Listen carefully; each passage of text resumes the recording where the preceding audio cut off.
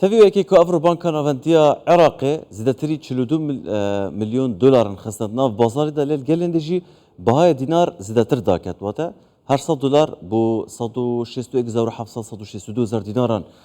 بێژیم بلند بوو کوابژی گەلەکە ئەز دوێت گەل مێوانە خۆ زیاتر دانوستاندنێ بکەم کە بۆچی گەل vê xistna rûya zor jî dînar hêşta daket birêz Humam Şema şirvekarê aborî birêka Skypeî li gel min e ev dema baş bîtin ez xwazim bizanim boçî an ku çima tevî wêyekê ku banka navendiya Iraqê Evro nêzîkî 42 milyon dolaran jî xistne bazarî da û hêşta bihaya dînarî li hember dolarî daket nêzîkî 2000 dînara hûn pêşbînî dikin ev guherîna yên ku li navçeyê durist bin û alîgarîkirina bêjîniya Iraqê ji bo Filastînê karîgerî li ser dolarî û dînarî jî kirbîtin?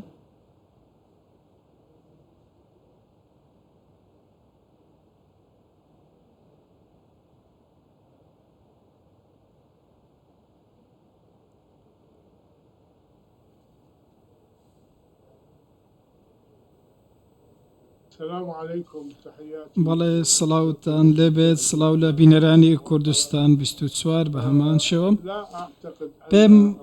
وانییە کە بارودۆخی سیاسی ئەگەر مەبەستیشیان بە دیاریکراوی شەڕی ئیسرائیل بێت لە بەرامبەر غەزە هۆکارێک بێت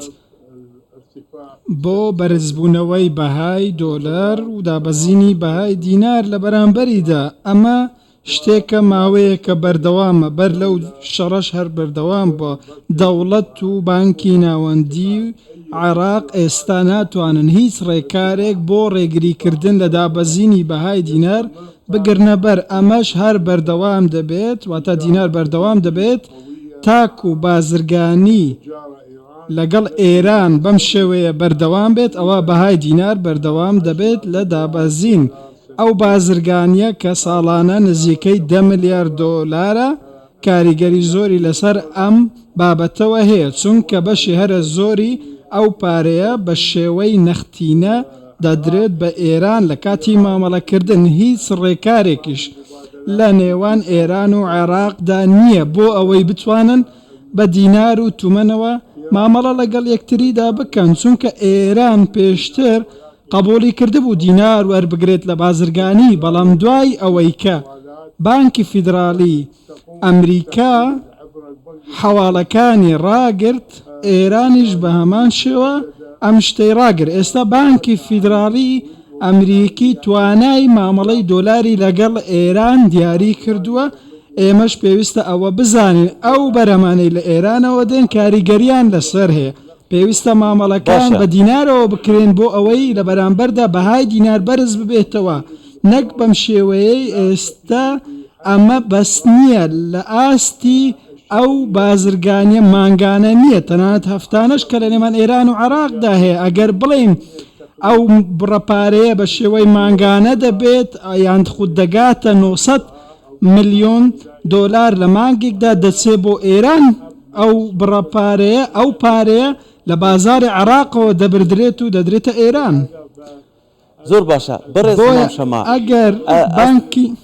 ببوورە ئەس خۆزم ئەنی ئەڤە ئالیەک بوو کومە بەری ناژی گەلک ئەم سەرڕاوستێنە پەیوەندیت نێڤەرە ئەوە قاچاغبرنا دۆلاریش بۆ ئیرانی ئێکشوان کاریگەریە بۆ کورسەر دیناری دروستکردی نەهادا نوکە حکوومەت هەرێما کوردستانê hemû hewlekî ditin baweriyet nêvera xelkî û banka da durust biket ber û vajî wê navarasto başûrê Iraqê em dibînin xelek ji bankan dûr dikevin ev nebaweriya xelkî dolarî digel banka da karîgerî ser bihaya dînarî heye ku zêdetir daxînîtin yan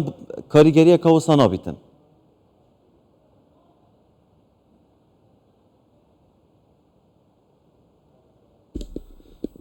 يعني إذا كان المقصود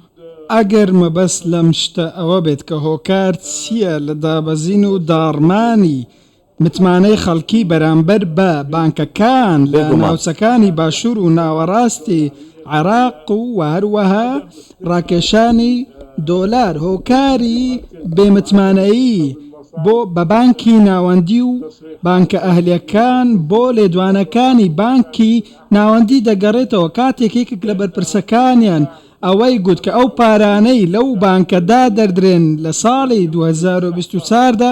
ناتوانن ئەو پارانە ڕابکێشن بە شێوەی دۆلار بەڵکو تەنیا دەتوانن بە دینار ڕای بکێشن بەو نرخەی کە لەلایەن ئەوانیشەوە دیاری کراوە. ئەمە شواتای ئەوەیە ئەو دۆلارەی کە لە بازاردا مامەڵەی پێوە دەکرێت بە 160,000 ئەو کەسە لە بانکی ناوەندی بە شێوەی دانان لە بانک بە 131,000 دینار دەست دەکەوێت. ئەمەش زەرەر و زیانێکی زۆری بۆ بەرهێنەران و بازرگانان هەیە. بۆیە متمانە نەماوە بێ متمانەیش هەر بەردەوام دەبێت بە تایبەتی دوای ئەوەی بانکی ناوەندی بڕیاری ئەوەی داوە کە ڕێگە بە وەرگرتنی ئەو حەواڵانە نادات کە بۆ هاوڵاتیان دێت بە شێوەی دۆلار بەڵکو تەنیا دەتوانن بە شێوەی دینار و بە نرخی فەرمی بانکی ناوەندی وەری بگرن. ئەمەش بووەتە هۆکاری ئەوەی بەڵکو دڵە ڕاوکەی لای خەڵکی دروست کردووە. بەڕێز هەمام شەما شرۆڤەکاری ئابووری بڕێکا سکایپی سوپاس کوین گەلمە بوون.